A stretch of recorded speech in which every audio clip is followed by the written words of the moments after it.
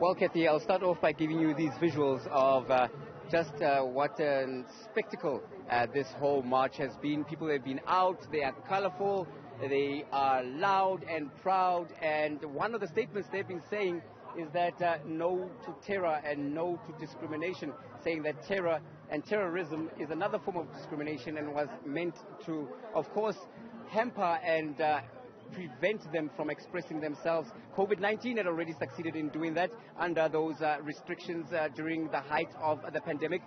But where I am right now, Kathy, it's now all fun and games. There's music, there's entertainment, there's drinks, there is food, and of course the marchers, after completing the circuit here in Sandton CBD, are now enjoying themselves and mingling. I'm now joined by Delsi Mangai of the IFP, the IFP Youth Chairperson in Gauteng. Delsi, IFP out here to show its support. What is the message to those who are here today? Our message as the IFP, and particularly the IFP Youth Brigade, is that IFP is for diversity, and IFP does not discriminate against the LGBTI community, and also that members of the LGBTI community are welcomed into the IFP to take the membership.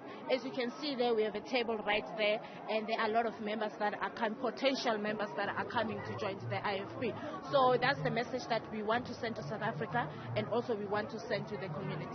Do you think this is a break with the past? When I say the past, I use that term advisedly because the IFP in the past had been cast as a very conservative kind of party, a party that would frown on these kind of events, but that's not necessarily the case. Well, people have been asking that where is IFP in this kind of event.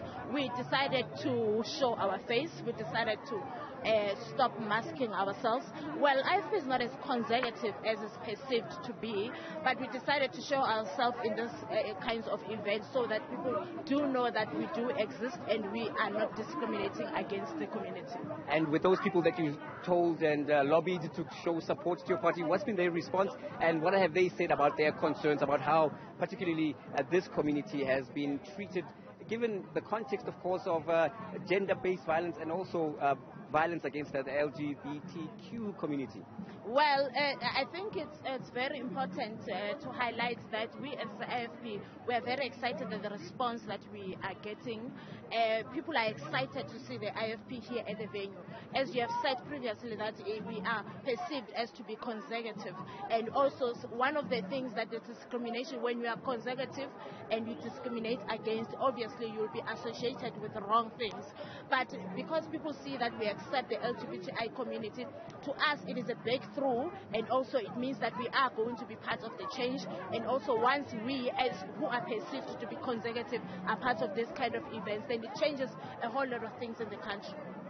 We'll have to leave it there. Thank you very much for your views. That was, of course, Gauteng Chairperson of the Youth Brigade of the IFP, Delsi Mangai, giving us an overview of what the party is here for, just to show support and to also take a stand, and believing that it was important to take a stand also against that terror threat, saying not in our name. But I'm also going to show you what we've got here. The ANC was also here. We were hoping to speak to them. I'll let my colleague just give you a shot there. This is where their marquee was. And I can tell you that officials who were here from the ruling ANC also echoed those statements that were given by the IFP earlier.